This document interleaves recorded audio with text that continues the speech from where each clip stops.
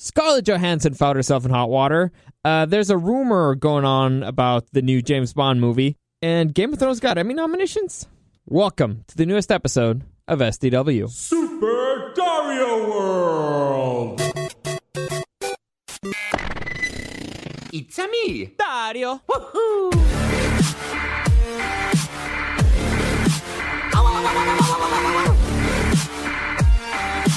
Let's go! Okay, so similar to pretty much everything I'm going to do this week. By the way, I'm for sure not going to be doing a podcast on Thursday and Friday. It's impossible. I can't do it. But it's... So, keeping on the theme of the rest of the week, I got to get out of here soon. So, this is going to be a short one. I'm just going to try to go through all this hard and fast. But first off, let me give you a reminder. If you want to listen to the podcast, you can find it in the iHeartRadio app. Just type in Super Dario World. Actually, no, I'm sorry. You have to type in The Show Presents Super Dario World. And then on SoundCloud, iTunes, and YouTube, you can also find it there and type in Super Dario World Podcast. There you go. I need to work on pacing. I'm too hyped. I need to slow things down. Goose Rava. Any comments, questions, or suggestions you have for me, you can always find me at Dario the Show on Instagram. I love interacting with P1s over there. It's great. I always get a lot of great ideas, great comments. I love it. It's a lot of fun for me. But okay, let's get into it.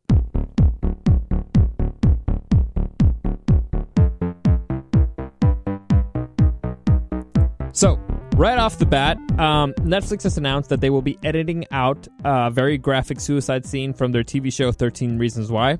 For those of you who don't know, the TV show is about a girl who kills herself, and she gives people 13 reasons why she did it. It's a lot more complicated than that, but I think that's that's the gist of it pretty much. And so they decided to edit that out due to the fact that certain medical experts were saying that, yeah, please take it out. It's too graphic. It could be a danger for other people. I understand that. To a point, but I don't like the idea of editing yourself. I mean, it was already out there. The damage is kind of already done. So just changing your product just for, I don't know, afterwards, I don't like it. It's like what they did with Star Wars when they just keep just fixing it up. I guess you do need to adapt in a certain way, but I don't like it. You put it out there, and the reaction was the reaction. And also, I don't see how seeing one thing could really affect you. Like, I don't see how... I think that seeing a suicide scene would be like, oh my god, this is too shocking. This is too real. It would shock you out of it. At least that's how I feel like it works. But you never know. Anyway, that's what medical experts say. I'm not a medical expert, so either way, Netflix is bowing down to them. Next on the docket, actress Olivia Munn, who played Psylocke in the X-Men Apocalypse movie, which is terrible. She made this little comment. And okay, I'll quote her. Quote, "When I was doing X-Men, I was actually surprised that the director and the writer didn't even know that Psylocke had a twin brother. And I had to talk to them about a lot of different things about Psylocke and some other parts of the world that they didn't even know. And that, as a fan, was very frustrating." End quote. Olivia, I feel you, and guess what? We could tell.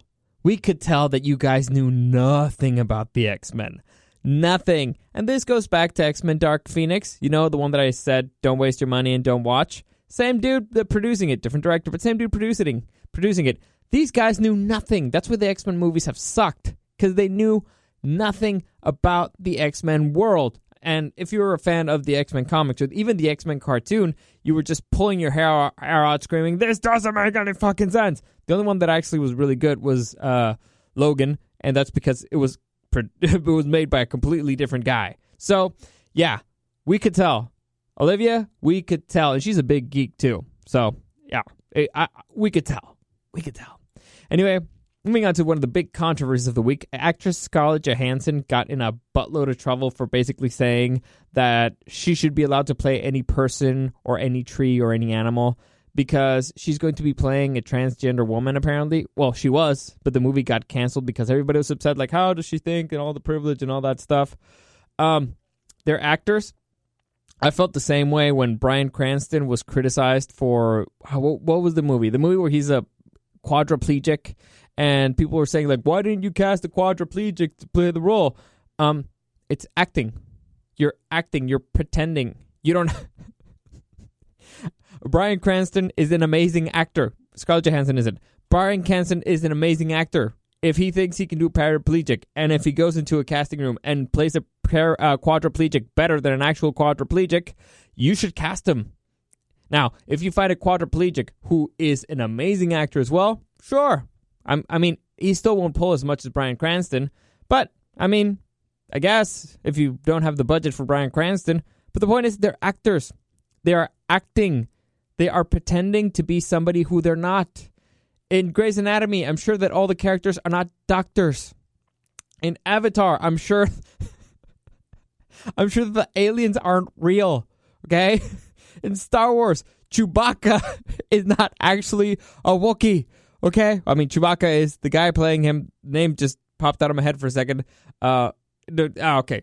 The names, that's going to bug me a lot. But yeah, they're acting. It's fine. Dude, stop taking all this shit too seriously. Now, on the other hand, here's the other controversial movie news of the week. Bomb 25, the new James Bond movie, is rumored that they will pass on the 007 codename to Lashana Lynch. Now, actress Lashana Lynch, you may remember her from Captain Marvel. Hopefully you don't, because you didn't watch it because it was a terrible movie. Anyway, so if you read just the headline, the headline is written in a way for kind of it to be clickbaity. Well, not from where I got it, but from the original source, it's meant to be kind of clickbaity. It was meant to make it feel like the next James Bond will be played by an African-American woman, right?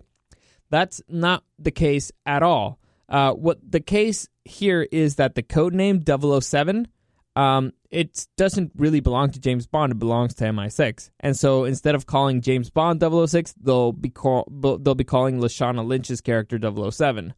It's the same thing as if a player in the NBA, like if LeBron James, he's number 23, and is he 23? I don't know, I think. And all of a sudden he leaves that team. Well, somebody else can still use the number 23 unless they retire it. Now, you could argue that they maybe should retire the number for James Bond. Either way.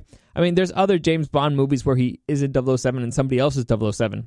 It's fine. So, but the news is kind of meant to be, honestly, whoever thought of this was really clever. Because it's they've realized that there's a market for this. There's a market for what are they called? Social justice warriors. They're like, yay, James Bond will be played by an African American woman. Woo, we'll go see the movie. And that's not James Bond's usual audience. So it's risky because you risk alienating your audience. However, it doesn't sound like what they're actually be seeing in the movie will alienate them. But you're getting a whole bunch of applause from all these other people, progressives that are being like, "Yay, we're getting what we want. They're being progressive with us." Blah blah. They're not, and they're not. So, I mean, they're playing you, dudes. I'm sorry, they're playing you, and they're playing you for money. So, whoever thought of that, very clever. So, good on you. Next on the docket, it's been announced that there will be a new Netflix original anime being created by Zack Snyder and Jay Oliva. Jay Oliva is a storyboard artist. He's going to be the writer for it. He's an artist, and he's worked on Spider-Man Homecoming, Wonder Woman, Thor Ragnarok, the Justice League. So the dude's good at his job. And Zack Snyder, you might remember him from 300, The Watchmen, Batman v Superman, which I still keep defending is a great movie if you watch the extended version. Anyway, so basically, it's supposed to be a new anime, and it's going to riff on tales of Norse mythology. So that's phenomenal. I think that's great. I've always said that, I haven't always said it, but anime is on the way up in the West. I think we'll be seeing more and more American creators, diving into that because it's a great medium. You can do way more with way less. And also, you can control everything. You have perfect picture. You can have perfect acting, perfect performances, perfect lighting. It's a more controlled environment. It's honestly, don't be surprised that you'll be seeing more and more anime coming up in the years to come. I seriously think that in the West, it's on the verge of starting its own boom. Anyway, also because certain things that you do live action seem silly that in animated just don't. You can pull stuff off animated that you just can't do live action. So don't be surprised if you're going to see more and more every single year in the West. Next up, the Power Rangers. There's a rumor going around that the Power Rangers are going to be rebooted once again. So if you saw the latest Power Rangers movie with Billy from Stranger Things as the Red Ranger, and Jasmine from the new Aladdin movie as the Pink Ranger. The movie sucked, and it's because it captured nothing from the original Power Rangers. It's like they didn't even know what the person who made this reboot had no idea what the Power Rangers were supposed to be. They got a bunch of misfits that or troubled kids and they gave them superpowers. They're supposed to be teenagers with attitudes. They're supposed to be good kids who earned them, who were worthy of having that power. It made no freaking sense. The movie sucked, and they did one of the things that I hate the most. The villain had them dead to rights, and she kind of just injures one and lets them go.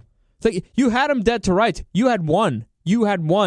All you had to do was just, kill him. It would have cost you, nothing. And I hate it when they do that. I hate it when they make the alien, the villain, they make him an idiot. I hate it.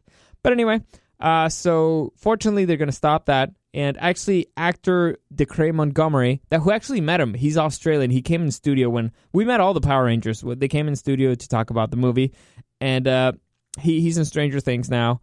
And so Stranger Things Season 2 and Season 3.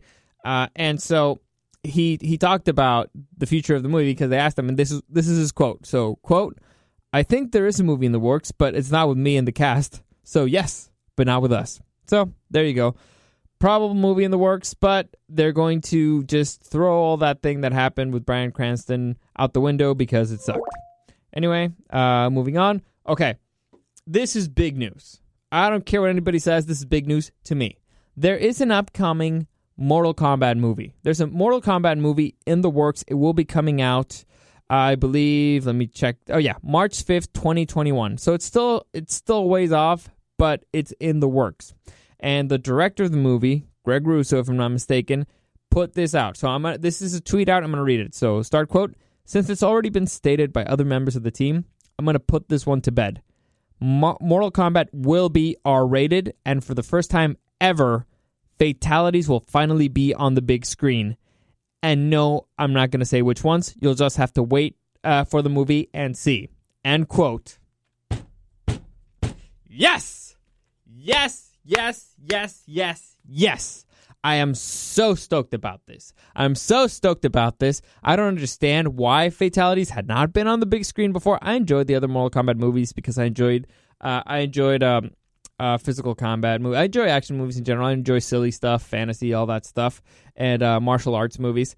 But it was very, very lacking in brutality. I love rated R stuff. Mortal Kombat has always been rated R. The story's phenomenal, by the way. Mortal Kombat has a great storyline. It's one of the few fighting games where you could actually stay there for the story alone. It's fantastic. So now they're adding fatalities to it. Great. Good on you, Greg Russo. This is phenomenal. This is great news. Now I'm even more excited to watch the movie. I am more excited. I was already excited for it. Now I'm even more excited. Anyway, next on the docket, the Flintstones apparently will be returning to TV. It was announced that the Flintstones will be rolling back in a new animated series. It's in the works by WB, Warner Brothers Animation. And this is, it's supposed to be in collaboration with Elizabeth Banks' Brownstone Productions. And here's the description. Quote, "A primetime animated adult comedy series based on an original idea featuring characters from the Flintstones." End quote. So, if this is kind of like a sitcom situation with the Flintstones, I think that could be phenomenal. Like a King of Queens scenario with the Flintstones could be great. The Honeymooners. There's a lot you could do there. There's a lot. So it all depends on what. If it's an adult comedy, I'm not feeling kind of like the Family Guy vibe. I want it to be more sitcom-y, like more realistic. I don't know why, but I hope they don't go the Simpsons or the Family Guy direction. I hope they do their own thing. But this could be really good. I love the Simpsons. I do love the Simpsons. Back in the day, I haven't really watched them in a long time, but I did love the Flintstones, and so let's see what they do. See Dino back on screen would be great. Anyway, moving on to the last piece of news on the docket. Game of Thrones grabbed a series record for Emmy nominations. The final season of Game of Thrones grabbed 32 Emmy nominations. 32. It broke its previous record. 32. The crap dumpster fire of the final season grabbed 32 nominations. And I know what you're thinking. Oh, it's probably some of those hidden ones that nobody really knows what it's about. Let me read some of the ones where it was nominated. Outstanding Drama Series. Outstanding Lead Actor in a Drama Series. Kit Harington. Outstanding Lead Actress in a Drama Series. Emilia Clarke. And the two worst actors in the fucking show. Okay, listen, Kit Harington is kind of fun to watch on screen. I don't know why. He's a likable dude, but he's not a good actor. He is not a good actor. See him in anything else, you'll see he's not a good actor. Jon Snow's best seasons were the ones where he was with Ygritte, and that's because they're married in real life, so all the chemistry was real. It wasn't acted. It was real on-screen chemistry. After that, it's been garbage. He's just moping around everywhere. Outstanding Supporting Actor in a Drama Series. They nominated pretty much Theon Greyjoy and both Lannisters. That's that's Jaime and Tyrion. Which whatever. I like Alfie Allen. He's a great actor. But okay, Outstanding Supporting Actress in a Drama Series. Gwendolyn Christie, Lena Headey, Sophie Turner, Maisie Williams. So the two Stark girls and Cersei and Brianna Tarth. I don't know why Brianna Tarth is there. She didn't do much. Like, at all. Outstanding Guest Actress, Carice Van Houten. That would be Melisandre. Outstanding Directing for Drama Series, David Benioff and D&D for the... D&D got an Outstanding Directing for the final episode of Game of Thrones. Are you fucking kidding me? What? I hadn't gone through this list before. What the fuck? The worst episode of the worst season, and they're getting an Emmy nomination. This just tells you that the Emmys are garbage. It's just, they're garbage. They're crap. They're just, hot garbage. You know what? Not even hot garbage. They're cold garbage. No, cold garbage is less worse than average. This is just, I'm done. That's it. I'm done. This was gross. I don't even want to continue. Costumes and all visual effects, that's fine. I get those nominations. They're fine. But best directing for D&D, fuck you. Fuck your mother, Emily. This is garbage. I'm never going to ever care about anything that the Emmys have. You've lost all credibility. I don't give a fuck anymore. I'm done. That's it. I'm done. So that's it for today. I'm getting the fuck out of here. And I got a fucking ulcer. That was gross. I'm going to throw up. Anyway, that's it for today. Any comments, questions, or suggestions, you can always find me at Dario the Show on Instagram. That's it. Hope you have a great day, and I'll see you again tomorrow.